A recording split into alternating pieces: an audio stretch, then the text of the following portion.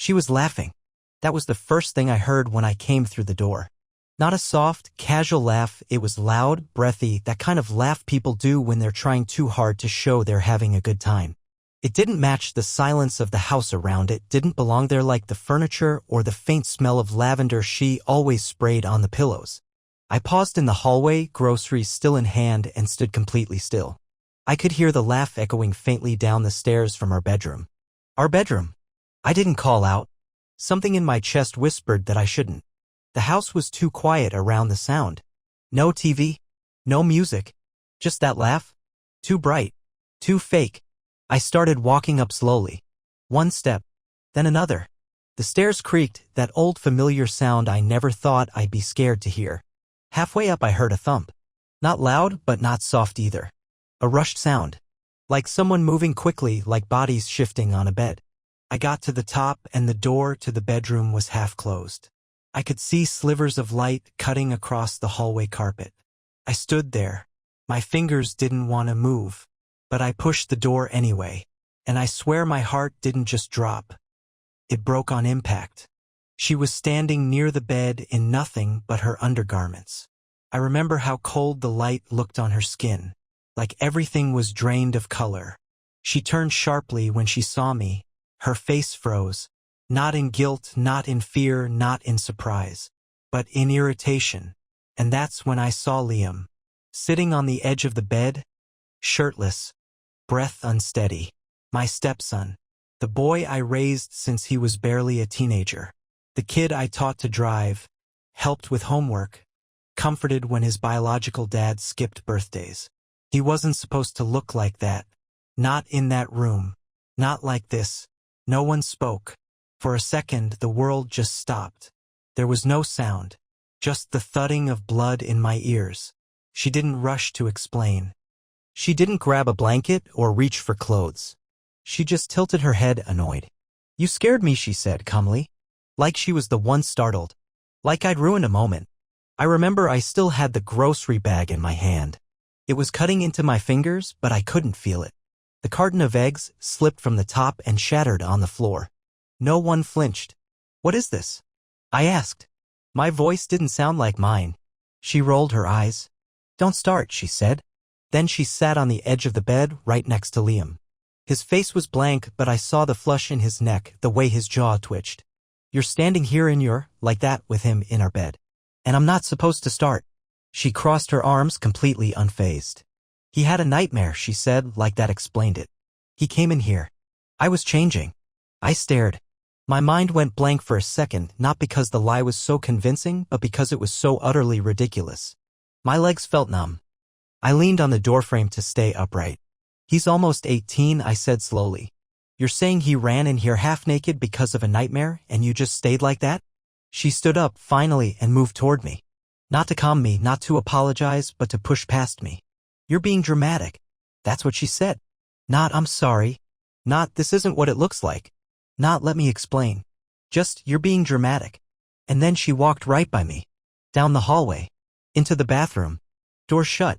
I was left there, in the doorway, staring at the boy who used to call me Dad when he was younger. He looked down, ashamed for half a second. Then, just like her, his expression hardened into nothing. He stood up, grabbed his hoodie off the chair, and muttered, "You're blowing this way out of proportion," before leaving the room. I was still standing there 10 minutes later. In the silence. Staring at the dent in the pillow where one of them had been sitting. I never made it to the kitchen. The groceries stayed spilled in the hallway, eggs oozing into the rug. I didn't clean them. Because I knew something was broken, and no apology, no excuse, no sick twisted version of a nightmare story was going to fix it. And this was just the beginning. I didn't sleep that night. I didn't even sit down. I walked.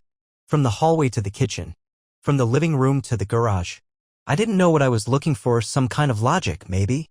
Something that could make what I saw into something else. But it stayed burned in my eyes no matter how many times I blinked. Her standing there like it was no big deal. Him sitting on my side of the bed, shirtless. The look on her face, not of guilt, but boredom. Around 4 in the morning, I finally sat at the dining table. The smell of broken eggs still lingered. I kept staring at the carpet, wondering how the hell I was supposed to go to work like this. Then I heard footsteps. Slow, careful ones. She came into the kitchen in a robe, tied loose at the waist, looking like she just had a spa night instead of a twisted circus in our bedroom. She didn't even look at me. She made coffee. I said nothing. I wanted her to talk first, but she didn't. She stirred sugar into her cup like this was any other morning. Like she wasn't standing in front of the husband she emotionally hit with a sledgehammer the night before. Finally, I broke the silence. You and Liam. What's going on? She sipped, sighed, as if I was inconveniencing her. Nothing. Like I said, he had a nightmare. You expect me to believe that? She turned to face me now, leaning on the counter with that dead calm in her eyes. The kind that made me wonder if I'd ever really known her at all. Believe whatever you want. You clearly already made up your mind. I stood up too fast, the chair scraping against the tile. Don't turn this around on me. I walked in. I saw what I saw. She laughed. But it was hollow this time. You saw a boy who needed comfort and a husband who's too paranoid to understand boundaries. That's when it hit me she wasn't just lying. She was rewriting the entire script and casting herself as the victim.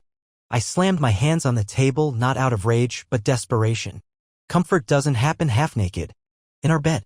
With the door closed. Do you think I'm blind? Stupid? Her expression didn't even flinch. She just stared at me like she was watching a child throw a tantrum. You're jealous of him, she said. I actually laughed.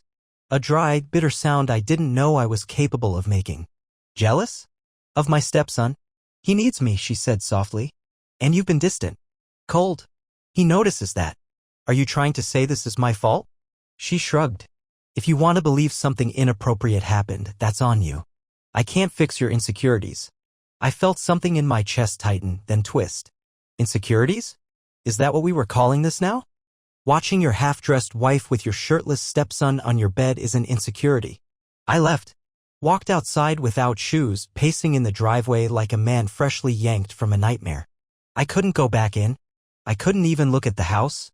Every brick felt wrong. But the worst part? Deep down, I started to wonder if this had been going on longer. If there were moments I missed. Signs I ignored because I trusted her too much, loved her too blindly. And Liam, how long had he looked at her that way? How long had she let him?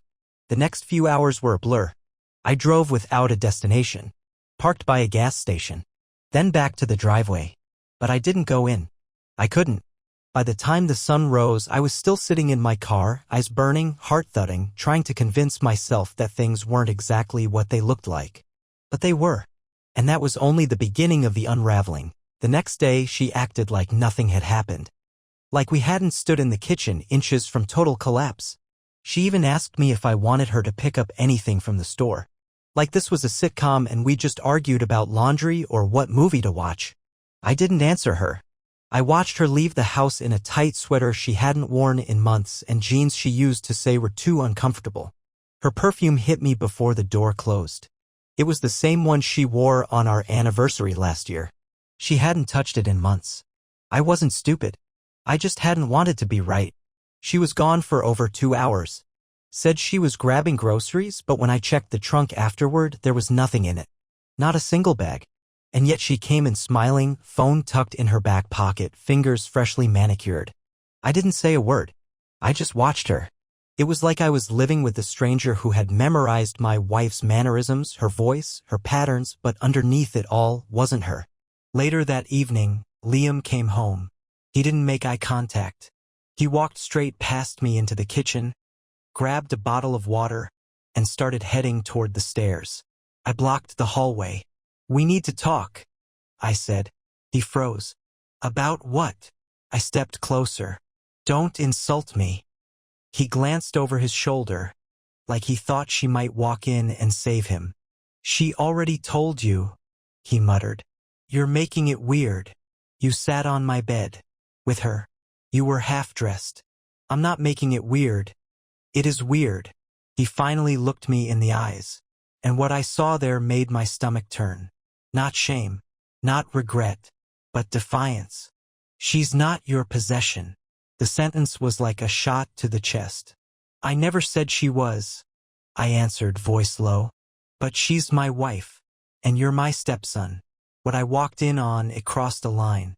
Multiple lines. He shrugged. She's not happy. I stared at him, stunned. Excuse me? She talks about it. He went on. You're cold. Distant. She feels like she's just a maid in this house. That's when I realized he'd been listening. For months. Maybe longer. Listening to her plant seeds. Comments here and there. And now he'd grown roots in her lies. She made you think this was okay, I said slowly. She didn't have to make me think anything. You're just mad you're not the one she opens up to anymore. And with that, he pushed past me. I should have stopped him. Yelled. Done something. But I didn't. I stood there with my fists clenched and my thoughts burning. That night, I watched her phone when she left it unattended on the coffee table. It lit up twice in 10 minutes. Once with a heart emoji. Once with a message that read, "Missed last night already." I didn't recognize the number. She was upstairs in the shower. I didn't hesitate. I opened the thread. The messages weren't explicit. But they didn't need to be. The familiarity. The flirtation. The way she joked about sneaking moments when he's not home. I kept scrolling. And then I saw it. The contact name, Liam. The number was saved under a different name, Ella, but I recognized the number from a call log months ago when I had helped him get a new SIM. She had hidden it, masked it, lied in layers. I dropped the phone. Everything was quiet in the house again. Too quiet. I sat on the couch, staring at the wall, listening to the sound of water upstairs. I didn't cry. I didn't scream. I didn't break anything. I just sat, because the truth wasn't creeping in anymore. It was already here. She came downstairs wrapped in a towel, humming to herself like she just finished a day at the spa. Her skin was still damp, hair twisted in one of those towels she never let me use because they were her good ones. She paused when she saw me sitting on the couch, her eyes narrowing slightly like she could feel the shift in the air. I didn't speak. I just looked at her phone on the floor. She followed my eyes, then let out a breathy chuckle. You went through my phone? I didn't move. So it's true. She tilted her head, a smirk pulling at the corner of her mouth, not nervous, not afraid. Just smug. Define true. I saw the messages. I know you changed his contact name. She didn't even blink. Then I guess you know everything now. That sentence didn't come with any denial. No hesitation. No remorse. You're not going to deny it? I asked, voice quiet. Why should I? She said, pulling the towel tighter like that made her more dignified somehow. You already made up your mind. You made it up for me, I snapped. When you started sneaking around. When you let him, I couldn't finish the sentence. My throat locked. She rolled her eyes. He's not a child, you know. I stood. Fast. Don't you dare. Don't you even try to spin this into something noble. That's my stepson. He's not yours, she said coldly. Let's not pretend. That was it. That was the crack that let the fire pour in. 5 years of raising him. 5 years of birthdays, school projects, driving lessons, night talks after his real dad bailed again and again. And now she stood there, wiping it all away with one sentence. I loved him like he was mine, I said. I protected both of you. And this is what I get. She moved toward the staircase, unbothered. You're overreacting. Tell me what happened, I said, stepping in front of her. Move, she said sharply. Tell me. She crossed her arms, the towel slipping slightly. You want the truth? You weren't enough. Not emotionally, not physically, not mentally. You stopped seeing me. He did. I was shaking now. Not from fear. From sheer disbelief. So you, what? Replaced me? With him. She stared me dead in the eyes. I didn't replace you. You left that space empty. He just stepped into it. She walked past me, leaving the scent of her perfume in the air like smoke after a fire. I didn't follow. I sat back down, hands shaking, heart in pieces I couldn't collect. I felt something in me begin to detach. A door inside me quietly closing. She wasn't just gone. She had been gone for a long time. The person standing in this house, sleeping in my bed, wearing the face of someone I once trusted, that wasn't my wife. That was someone else entirely. And for the first time, I knew she wasn't going to stop. Not because she couldn't, but because she didn't want to. She started locking her phone. Every time she left a room, it was either in her back pocket or flipped screen down. Notifications stopped lighting it up. Her smiles became sharper, like they were cut from something artificial. She no longer pretended to be my wife. She just occupied the same space. We barely spoke. She didn't bother cooking anymore, which was ironic because for years she insisted food was her love language. She used to dance in the kitchen with a glass of wine, singing off-key while something simmered on the stove. Now she ordered out and ate in her car or upstairs. I didn't ask where she went. I didn't need to. Liam started staying out late. Sometimes didn't come home at all. When he did, he acted like I was a tenant renting space in his house. No hellos. No eye contact. He walked around shirtless even more than before, as if daring me to say something. As if everything had flipped upside down and I was the intruder now. I started watching them. Not in a paranoid way. Strategically. She would knock on his door. Late. After midnight. Whisper something. Stay for a beat too long. I once heard her laugh, that same breathy laugh from the night it all broke. Then a door would click closed. Sometimes I heard music from his room. Sometimes silence. But the lights stayed on late. Too late. And I stopped sleeping altogether. Then came the night that twisted the knife even deeper. I came home early. Again. I didn't say I would. My coworkers went out after a meeting, but I couldn't stomach being around anyone, so I drove home. Quiet house. No music. Lights off downstairs. I climbed the stairs slowly. Liam's door was cracked open. A strip of light across the hallway floor. I leaned in. There she was. In his room. Not just standing. Sitting. On his bed. Wearing my hoodie, the gray one she always stole when she was cold. Her legs were bare, pulled up beneath her, curled like she owned the space. They were watching something on his laptop. Her head was on his shoulder. I don't know what broke me more, the sight of it or the way she looked at him. Soft. Familiar. That look used to be mine. Long before the quiet war in our house. Before the deceit. She glanced up. Saw me. Didn't flinch. Just stared. Then, without a word, she turned back to the screen. Like I was the intruder again. Like I had walked into their moment. I stood there. Waiting. She didn't move. Neither did he. I didn't sleep that night either. I sat in my car. In the driveway. Keys in the ignition. Engine off. I thought about driving. About disappearing. About packing a bag and never coming back. But I didn't. Because I wanted to see how far she'd go. How deep this thing could sink. I didn't confront her that night. I just watched the light in his room flicker out around 3 a.m. And I swore something in me turned to stone point. 2 days later, I started collecting things. Not in a panicked, rushed way, not the kind where you throw clothes into a suitcase and storm out. No. I was deliberate. Methodical. I started with the small things. Important documents. Spare keys. Password backups. Then I moved on to cash. Cards. My name was on everything, the house, the bills, the cars. But I knew that didn't mean I was safe. I'd seen the way she looked at me now. There was calculation behind it. Like she was already imagining a future where I was gone and forgotten, but my resources were not. I made a list. A real one. Every shared account, every item I'd need when I left. Because that was where this was going. I just hadn't told her yet. That evening, I came home to find the living room rearranged. She was moving furniture, my furniture, without asking. Said it was to clear the energy. Liam wasn't home. She was wearing one of his t-shirts. That's when I asked her. Not out of rage. Not even pain anymore. Just precision. Are you in love with him? She paused. Stared at me. Then, in this part I'll never forget, she smiled.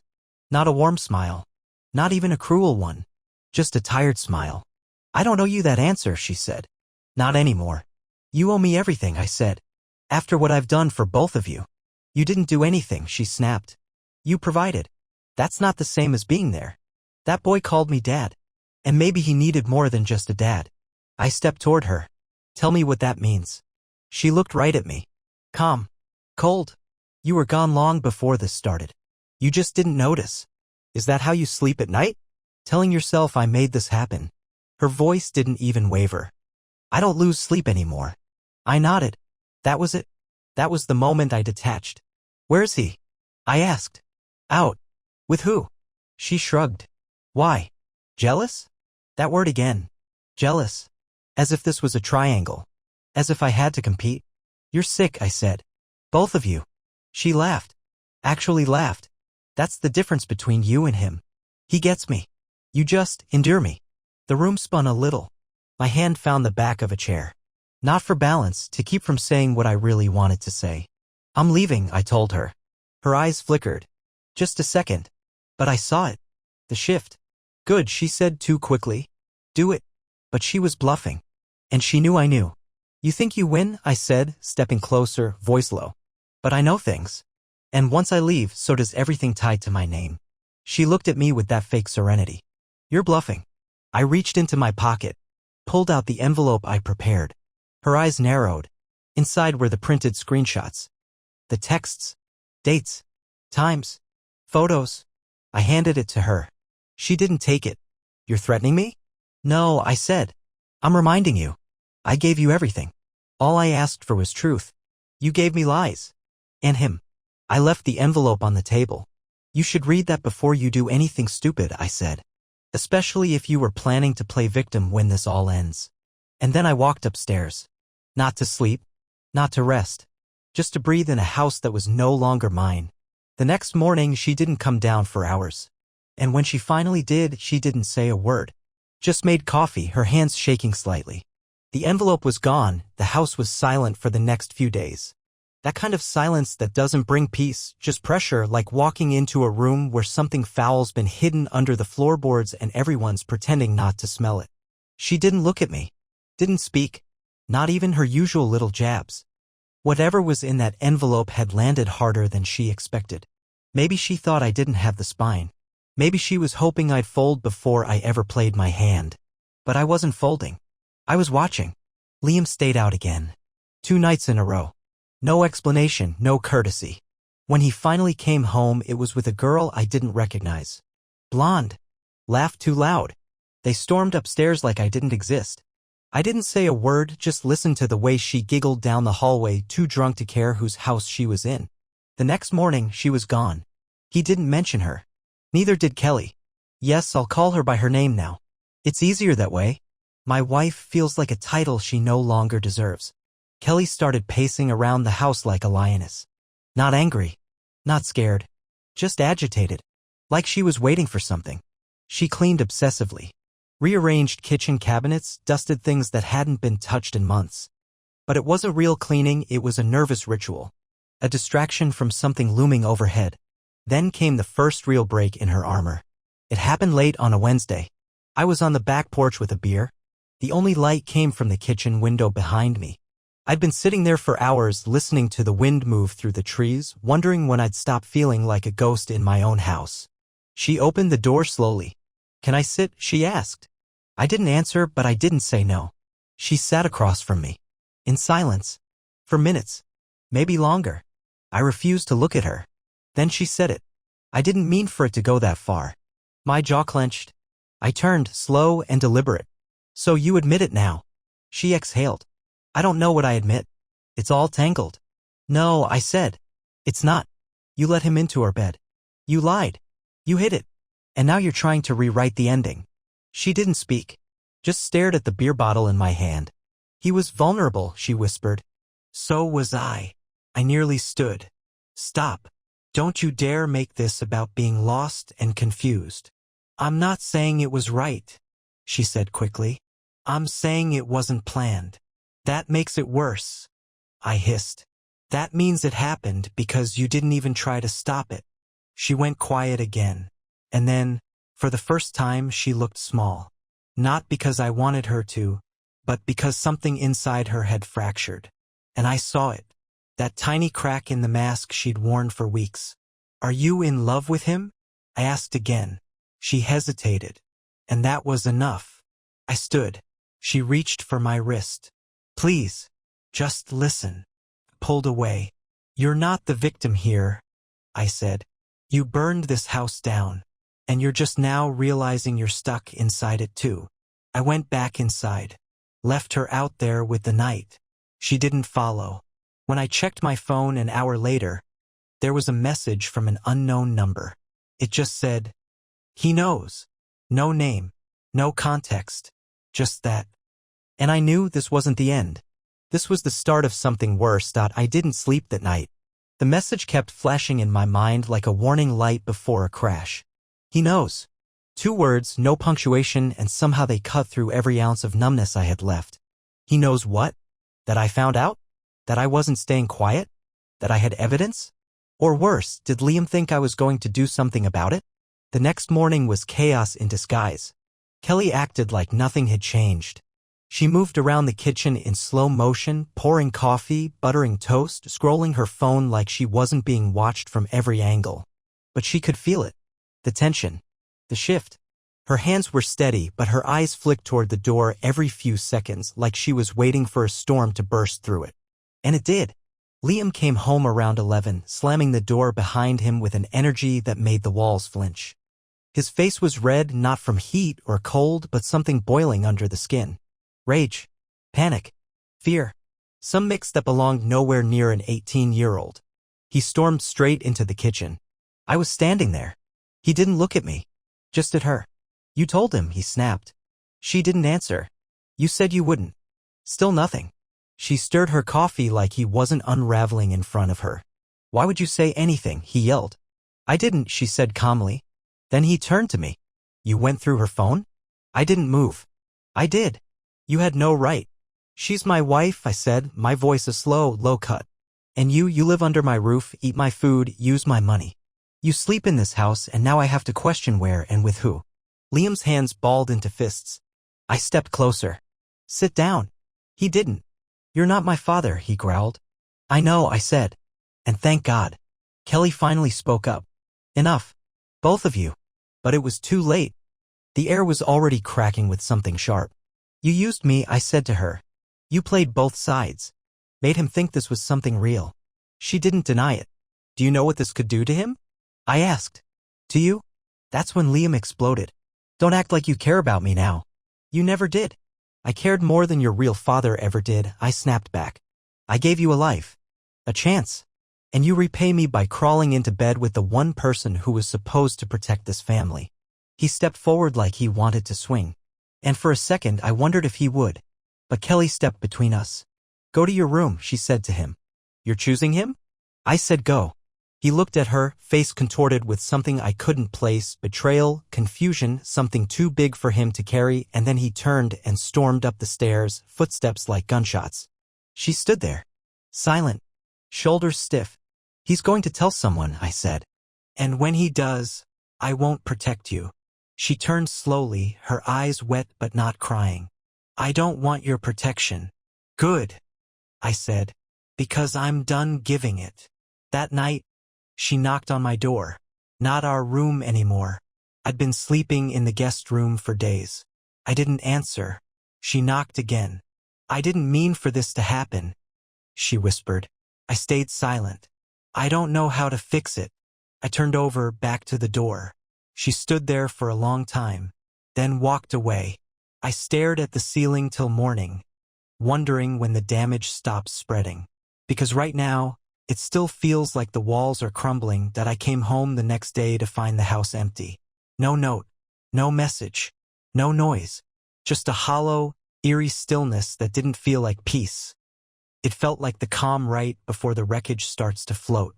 There were 2 mugs in the sink, one still half full of coffee. Her sweater was draped over the back of the couch. Liam's sneakers were by the stairs. But no one was there. I checked my phone. Nothing. No calls, no texts, no alerts. I should have felt relief. Instead, I felt like something was unspooling beneath the floorboards. I walked through every room. Slow, cautious. The kind of steps you take when you're not sure what you're going to find. In the master bedroom, the bed was made. Too neat. Like it had been staged. Her vanity was cleared. Drawers shut. Jewelry box open and empty. I opened the closet. Half the clothes were gone. She was gone. I ran to Liam's room. His desk was cleared off. Drawers empty. The laptop was gone. So was the gaming console. Just the mattress and a couple socks under the bed like they had vanished without looking back. Still no message. Still no sign. I stood in the hallway staring at nothing, waiting for my legs to catch up to my mind. Then I saw it, the envelope. A new one. On the kitchen counter. It had my name on it. Inside, one folded piece of paper. No apology. No explanation. Just 4 lines. You always thought truth was the sharpest weapon. But sometimes it's silence that does the most damage. We're not running. We're just choosing peace. Don't follow. No signature. No closure. I read it 3 times. Then I burned it. I didn't call the police. I didn't drive around looking for their car. I didn't even tell anyone. I sat in the chair she used to curl up in, and I let the quiet in. Because for the first time, the silence felt earned. But later that night, I noticed something strange. The envelope they left, it had a tiny mark on the back, like a fingerprint in ink. I grabbed it from the trash, took it under the kitchen light. It wasn't ink. It was ash. Faint, smudged, but fresh. Someone had handled this letter near fire, and I realized they hadn't planned to leave me with anything.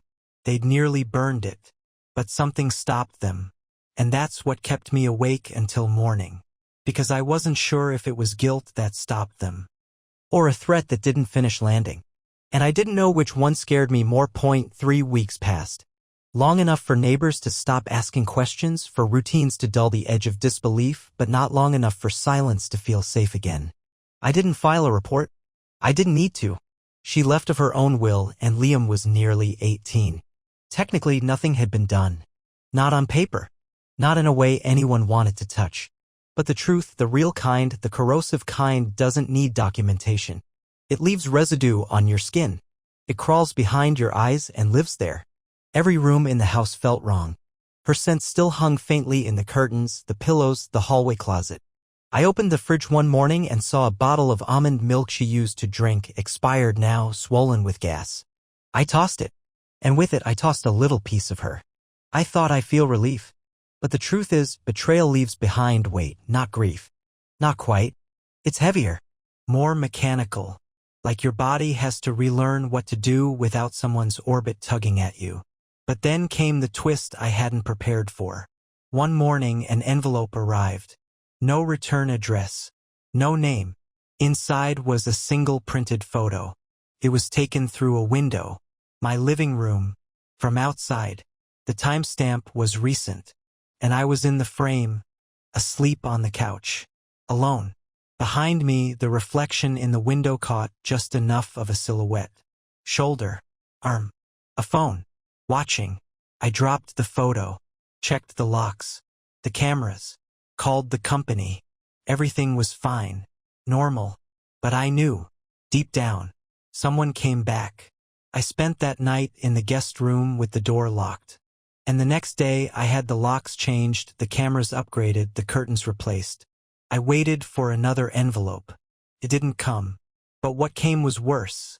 A message, sent from a number I didn't recognize. We left you the house.